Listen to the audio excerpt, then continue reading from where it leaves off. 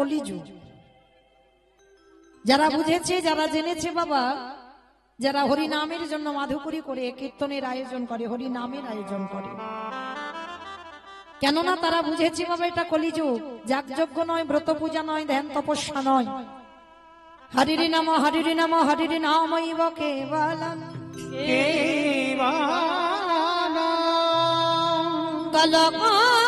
কলকাস্তেব নাস্তেব নাস্তেব গতির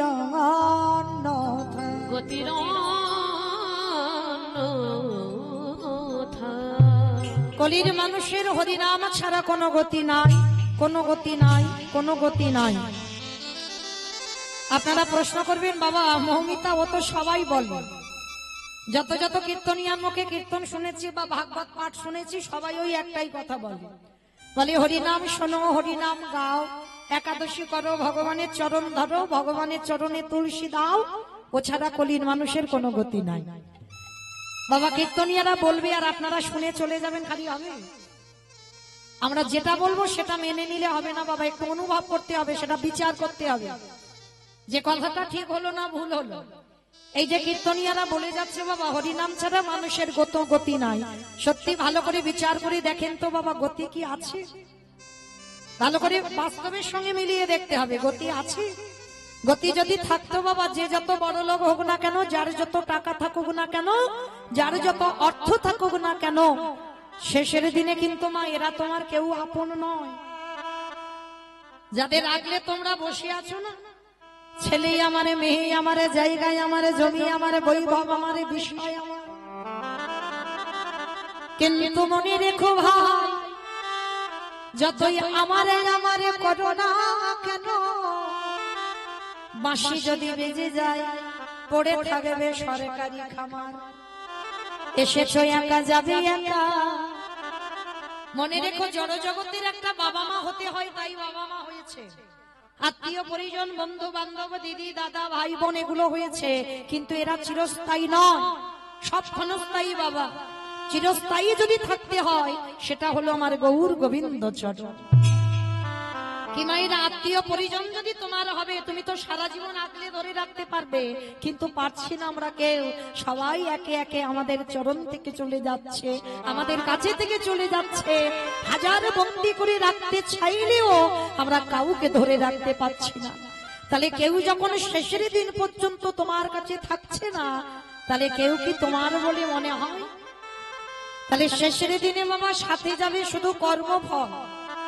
সারা জীবনে আমি কি কি কর্ম করেছি বাবা, কতটুকু সৎ কর্ম করলাম আর কতটুকু অসৎ কর্ম করলাম, সেইগুলো আমার সাথে যাবে।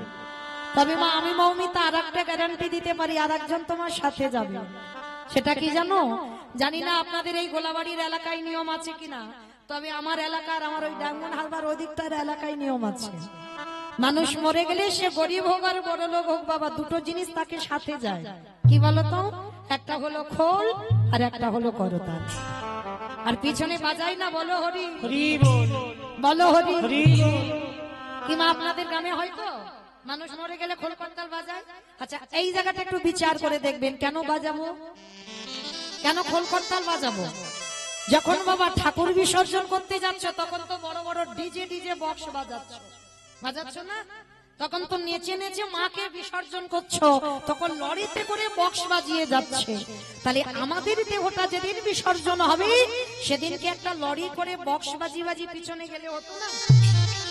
নিশ্চয়ই হতো। তাহলে হচ্ছে না কেন? এই জায়গায়তে আমার চৈতন্য মহাপ্রভু শিক্ষা দিলেন, ওরে কলির জিত, এসেছিস খালি হাতে, যাচ্ছিস খালি হাতে। যেদিন ধরা এলি সেদিন সাথে করে কাউকে নিয়ে গেলি না, আরে যেদিন ভব ছেড়ে চলে যাচ্ছিস সেদিন সাথে তো রেখেও যাচ্ছে না। তাহলে শেষের দিনে যাচ্ছে কি? এই হরি নামে যাবে। যত যাত্রা, নাটক, ফাংশন, থিয়েটার, যত গ্রুপ ডান্স করো না কেন, কেউ তোমার সাথে যাবে না। হরি বল। মায়েরা পৃথিবীতে মনে রেখো, যদি সবাইকে ভুলে যাও, চরণ ধরে নিবেদন, একজনকে যেন কোনোদিন ভুলে যাব না, যেটা হলো আমার গৌর গোবিন্দ চরণ। কেন? আপনারা আমরা বাবা সবাই তো বলে এসেছিলাম কৃষ্ণ ভজিবার তরে সংসারে আয়ন মিছে মায়ায় বদ্ধ হয়ে বৃক্ষ সম হইন। আর যে যতই বলুক না কেন বাবা আমি তোমায় এত এত ভালোবাসি, আমার ভগবানের থেকে বেশি কেউ বাসে না। সব থেকে ভালো যদি বাসতে হয় একজনই বাসে, তিনি হলেন বিশ্বের স্রষ্টা মালিক ভগবান। যদি বলো কেন, যে আমাদের আসবার আগে বাবা যে আমাদের কথা ভেবে রেখেছে, তার মতো বন্ধু আর বাবা কেউ হবে বলে মনে হয়? আপনারা প্রশ্ন করবেন মৌমিতা কেন জন্মের আগে আমার মা তো আমার কথা ভেবে রেখেছে, বলেনি? মা যদি তোমার কথা ভাবতো, আমরা এখানে এতজন মা আছি, আমিও একজন মা, তাহলে বলো তো সন্তান যখন মাতৃজঠরে 5 মাস বয়স হয় তখন তো মাতৃস্তনে দুগ্ধ আসে, ওটা কি মা নিজে নিজে তৈরি করেছিল, নাকি আত্মীয় পরিজন গ্রাম প্রতিবেশীরা কেউ দুগ্ধটা দিয়ে গেল? তাহলে দিল কে? না, বিশ্বের স্রষ্টা মালিক ভগবান। একদিনের একটা শিশু সন্তান ভূমিষ্ঠ হয়ে সে কি খাবে, স্তনদুগ্ধটা কিভাবে তৈরি করবে বাবা আজ পর্যন্ত কোনো বৈজ্ঞানিক করেনি। কতটুকু গরম, কতটুকু ঠান্ডা, কতটুকু টক, কতটুকু মিষ্টি, কতটুকু ঝাল, কতটুকু লবণ দিলে তবে একটা স্তনদুগ্ধ তৈরি হয়, আজ পর্যন্ত কেউ ভাবেনি। ভেবেছিল আমার বিশ্বের স্রষ্টা মালিক ভগবান। তাহলে আমাদের আসবার আগে যে আমাদের কথা ভাবে, তার মতো বান্ধব বাবা আর পৃথিবীতে কেউ আছে বলে মনে হয়? তাহলে ভালো যদি বাঁচতে হয় ওই চরণটাকে আঁকলে ধরো। কেন? শিশুকালে কৃষ্ণ ভজে কৃষ্ণ পাবার আসে, কৃষ্ণ পাবার আসে, যৌবন কালে কৃষ্ণ ভজে আসে বা না আসে, আসে বা না আসে, অগবৃদ্ধ কালে কৃষ্ণ ভজে জমের তাহার আসে। এই কথাটা মা খুব গুরুত্বপূর্ণ কথা। শিশুকালে ভজন করতে হবে। আবার মহাজনেরা বলছেন বাবা 20 ফুলে সেবা হয় না। 20 ফুল সম আমাদের দেহতত্ত্বে বলছি বাবা বাল্যকাল। আমরা কি পেরেছি মা একটা ধ্রুবের জন্ম দিতে, একটা প্রহ্লাদের জন্ম দিতে? ওই রকম ছেলে হলে বাবা ওই ফুলটা গোবিন্দ সেবায় লাগবে, 20 ফুল সেবায় লেগে গেল। 5 বছরে প্রহ্লাদ কৃপা পেল, 5 বছরে ধ্রুব কৃপা পেল। তাহলে ওটা 20 ফুলের সেবা হয়েছিল। কিন্তু বাচ্চিক জগতে দেখবে 20 ফুল তুলে গোবিন্দ সেবাই লাগানো যায় না। আর 20 ফুল সম আমাদের বাল্যকাল। আর বাসি ফুল তো বাবা সেবাই লাগবে না। কি মা বাসি ফুল তুলে সেবা দেয়? ভগবানের চরণে যে ফুল গাছ থেকে পড়ে গেছে, শুকিয়ে নষ্ট হয়েছে, সে ফুল সেবায় লাগে? লাগে না। আর বাসি ফুল সম দন্ত পড়ে যাবে, কেশে পেকে যাবে, চামড়া আলগা হবে। কি বাবা ওটা তো বাসি ফুল। দেখবেন স্নান করে ঠাকুর ঘরে গিয়ে আন্নি করতে বসবে, বারে বারে অলস হয়ে যাচ্ছে শরীর। জপের মালা নিয়ে বসবে, কখন বারবার ঢুলে ঢুলে পড়ে যাচ্ছে বুঝতে পারবে না। তোমার দন্ত পড়ে যাবে, হরি বল হবে না, বদনে হবি বল হবে। ওই বাসি ফুল গোবিন্দ সেবায় লাগে না। তাহলে সেবা দেবে কোন ফুল? আজকের ফোটা ফুল সম আমাদের যৌবন কাল। যৌবন কাল বলতে কি বোঝালো বাবা? যেদিন তোমার দাঁড়াবার ক্ষমতা থাকবে, যেদিন তোমার 10টা ইন্দ্রিয় সব সতেজ থাকবে, যেদিন তুমি কৃষ্ণ বলতে পারবে, নাম শুনতে পাবে, চোখে ভালো করে দেখতে পাবে, ওই ফুলটা গোবিন্দ সেবায় দাও। আর ওই ফুলটা যদি একবার বাসি হয়ে যায় আর কিন্তু গোবিন্দ সেবায় লাগে না। কারণ আমার গোবিন্দ বারবার রাধারানীকে বলে রেখেছে, রাধে আমি যৌবন বড় ভালোবাসি। যার জন্য গোবিন্দ আমার যখন মথুরায় চলে গেল কংস বধ করে, মথুরার রাজা হলো, তারকার রাজা হলো, 100 বছর রাধারানী বসে বসে বৃন্দাবনে কাঁদছে বাবা। আরে কেঁদে কেঁদে ললিতার গলা ধরে বলল, সইরে আমার গোবিন্দ যে ব্রজ ছেড়ে মথুরায় চলে গেল, যেদিন আমার বধূ এই ব্রজে ফিরে আসবে, সেদিনই যদি আমার দেহে যৌবন না থাকে, বলে বলে কি দিয়ে গোবিন্দ আমি সেবা দিব? আমার যৌবনে যদি নিতাই গৌর প্রেমানন্দে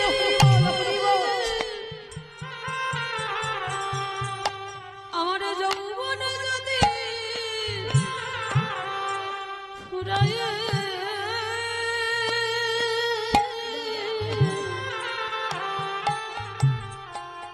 গেল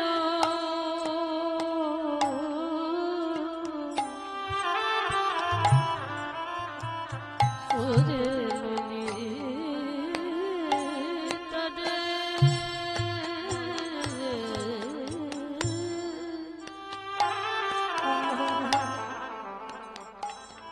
আমি কি দিয়ে গোবিন্দে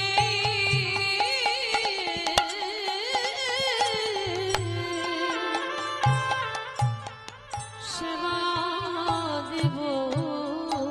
আস্তে তাহলে চলেন মায়েরা, আজকের আমরা সবাই যখন একত্রিত হয়েছি নবদ্বীপের মাটিতে আমার চৈতন্য মহাপ্রভু যাকে দেখতে পাচ্ছে বাবা তাকে প্রেম দান করেছে। যাকে দেখছে কোনো হিন্দু মুসলমান জাতের ভেদাভেদ করেনি।